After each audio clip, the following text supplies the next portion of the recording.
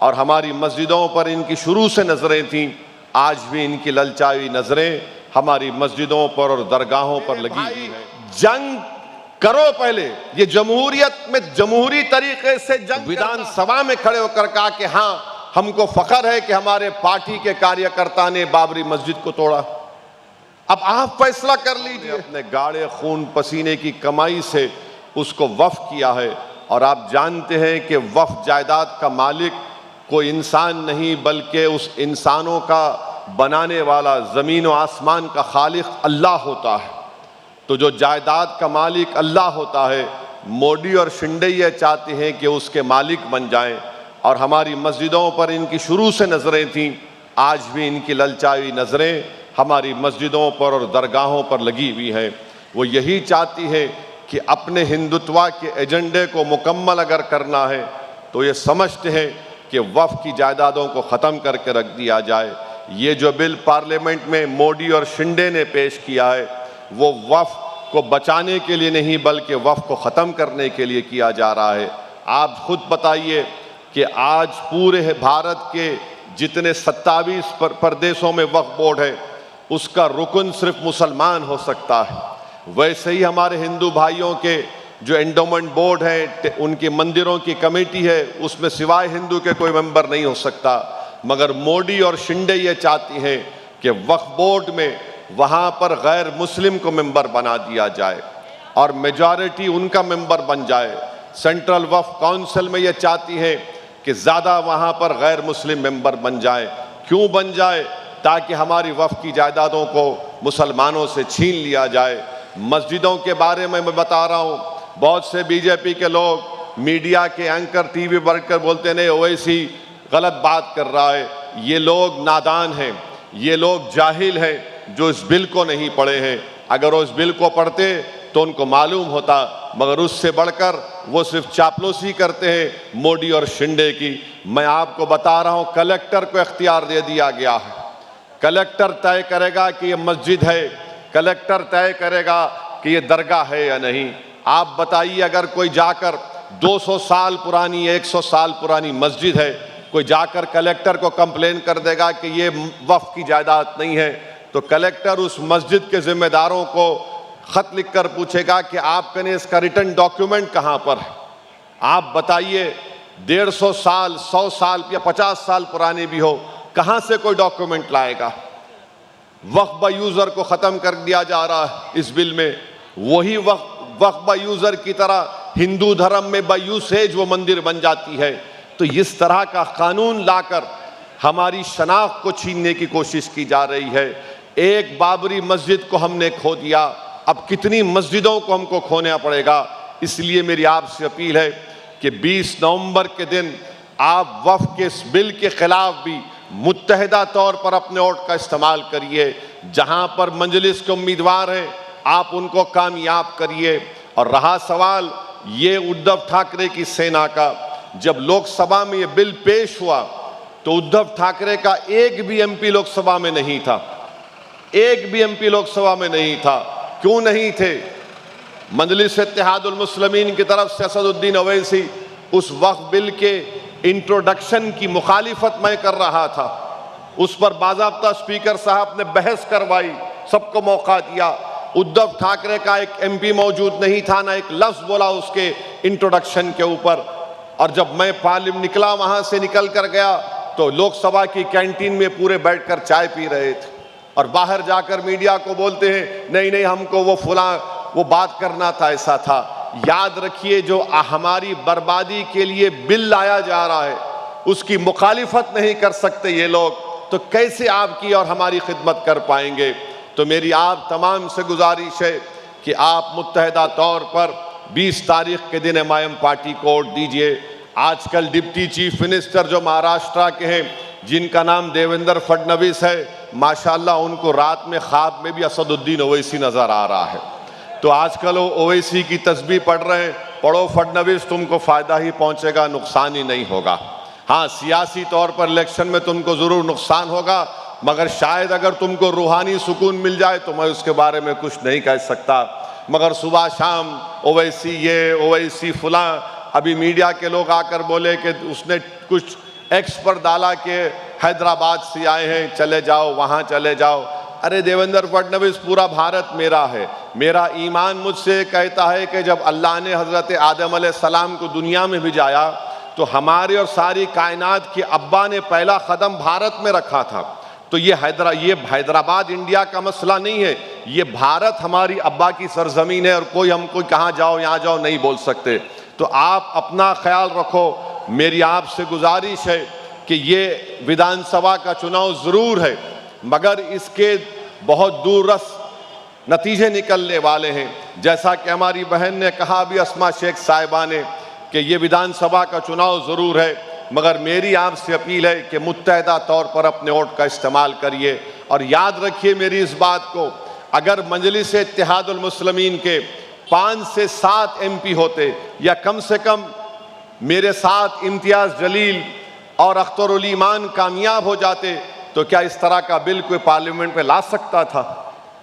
आप खुद सोचिए कि आपके नुमाइंदे नहीं हैं और हर कोई ये कहता है कि ओवैसी मुसलमानों की बात करता है। मैं मुसलमानों की नहीं बल्कि सबकी बात करता हूँ।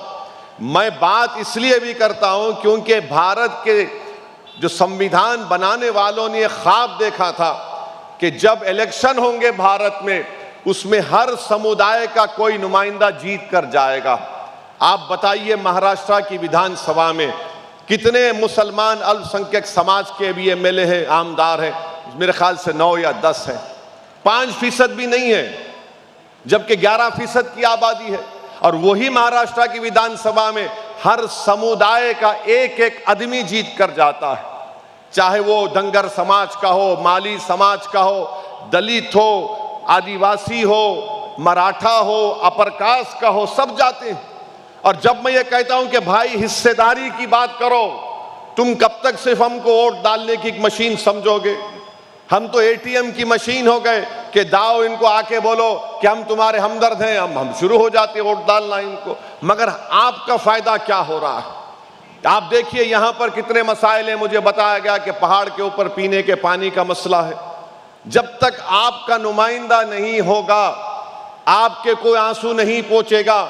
आप लाख जज्बाती नारे लगा लो, जिंदाबाद मुर्दाबाद, हम जान निछावर कर देंगे, मगर कानून बनता है विधानसभा में, ताकत मिलती है विधायक से। नारों से, जज्बाती तकारीर से कुछ नहीं होता। इसलिए मेरी आपसे गुजारिश है कि 20 नवंबर के दिन मुत्तहदा तौर पर अपना एक वोट हमारी बहन, हमारी बेटी को आप कामयाब करिए, ताकि आपकी आवाज महाराष्ट्र के विधानसभा में गूंजे, ताकि आपके पास जब आपका नुमाइंदा होगा। आप देखते हैं कि महाराष्ट्र में एक शख्स है जिसने मोहम्मद सल्लल्लाहु अलैहि वसल्लम के शान में गुस्ताखी बकने की कोशिश की, कोई मसला उठा नहीं पा रहा था। मजलिस के सदर इम्तियाज जलील ने ऐलान किया कि मैं औरंगाबाद से निकलकर थाने को जाऊंगा और गाड़ियों का जुलूस हम उस बदबख्त के उस बयान के खिलाफ निकालेंगे। दूसरे भी पार्टी के लोग थे, उनकी जबानें क्यों बंद थी? इम्तियाज जलील ने 10,000 गाड़ियों के साथ जुलूस निकाला और बता दिया महाराष्ट्र की जनता को कि जब मायम पार्टी एहतजाज करेगी तो दंगा नहीं होगा, पुरअमन रहेगा। तो मेरी आप तमाम से ईदबन गुजारिश है कि अपने एक वोट का इस्तेमाल करिए। याद रखिए, अगर आप ये सोच कर वोट देंगे, नहीं ये कोई दूसरी सेना है, ये हमारे साथ ठहर जाएगी। मेरे भाई याद रखो, मैं जो पार्लियामेंट में देखता हूं इन लोगों को, इनके बोलने का, बाहर एक बात बोलते हैं, काम अंदर एक अलग करते हैं। हमको यही बताना है कि यकीनन हमारी भी ख्वाहिश है कि दोबारा शिंदे, फडणवीस और अजीत पवार की हुकूमत ना बने महाराष्ट्र में, मगर उसके लिए हम सिर्फ कब तक कुर्बानी देते रहेंगे? हमको अपने नुमाइंदों को कामयाब करके उनको रोकना है। अगर आप ये समझ रहे हैं कि वो रोक पाएंगे, नहीं रोक पाएंगे। अगर आप ये समझ रहे हैं कि वो तुम्हारे गम को समझेंगे, अगर आप ये समझ रहे हैं कि आइडियोलॉजी की बुनियाद पर उनकी मुखालिफत करेंगे, नहीं करेंगे। इनकी आइडियोलॉजी एक ही है, दोनों बोलते हैं कि हम हिंदुत्व के मानने वाले। और हिंदुत्व कहां से आया? हिंदुत्व की किताब लिखने वाला कौन था? जिसने अपनी किताब में क्या लिखा कि इन लोगों से देश को खतरा है, ये अंदर के दुश्मन बताकर कहा था किताब लिखने वाले ने। अगर आप यही समझ रहे हैं तो फिर कौन था? क्या उद्धव ठाकरे जब मुख्यमंत्री थे असेंबली का, विधानसभा का रिकॉर्ड उठाकर देखिए, उद्धव ठाकरे ने विधानसभा में खड़े होकर कहा कि हाँ, हमको फख्र है कि हमारे पार्टी के कार्यकर्ता ने बाबरी मस्जिद को तोड़ा। अब आप फैसला कर लीजिए। ये बात वो कह चुके हैं असेंबली में, रिकॉर्ड उठाकर देख लीजिए। मगर हमारी मजबूरी है कि नहीं, हम क्या करना फिर तो आप यहां से अस्मा शेख को कामयाब करो, रोको इन ताकतों को।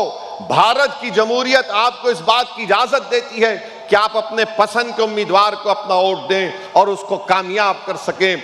अगर आप ये समझ रहे हैं कि जीत पाएगी अस्मा शेख, मेरे भाई, जंग करो पहले। ये जमहूरियत में जमहूरी तरीके से जंग करना है, मगर जंग शुरू करने से पहले तुम नतीजे के बारे में क्यों सोचते हो? भाई, जब मैदान में उतरे तो मेहनत करेंगे, जुस्तजू करेंगे, और जब कोई लड़ेगा तो कामयाब होगा ना। खाली आप बोलेंगे, अगर आप मस्जिद में नमाज हो रही है, इमाम साहब अपनी खिरात में गलती करे, तो मैं यहां खड़े रह के नहीं बोल सकता ना सुभान अल्लाह सुभान अल्लाह। मुझे मस्जिद में उस सफ में शामिल होना पड़ेगा, जमात में रहकर बोलना पड़ेगा, इमाम साहब अगर खुदा ना खास्ता कुछ गलती हो गई तो सुभान अल्लाह। कोई बोलेगा नहीं, मैं दीवार के पास खड़े रह के बोलूंगा, अरे इमाम साहब भूल गए, ऐसा नहीं हो सकता। तो आपको शामिल होना है, आपको अपने वोट का इस्तेमाल करना है। और 20 नवंबर के दिन एक बड़ी तादाद में पोलिंग परसेंटेज को अपना बढ़ाइए, एक एक वोट को इस्तेमाल करिए। इस वक्फ बिल के खिलाफ अपना वोट इस्तेमाल करिए।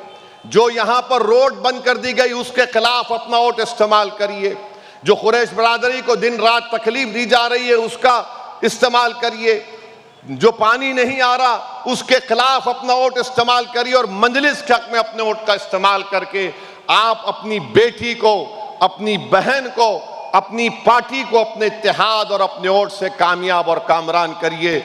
यही चंद गुजारिशात मैं आपके सामने अर्ज करने आया था, क्योंकि मुझे यहाँ से निकलकर गोवंडी जाना है और फिर भिवंडी ईस्ट में आखिरी जलसा होगा।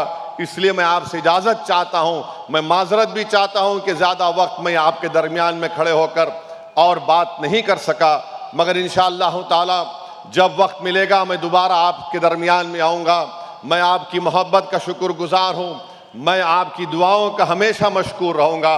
बहुत बहुत शुक्रिया। वाखिर दावान अल्हम्दुलिल्लाहि रब्बिल आलमीन।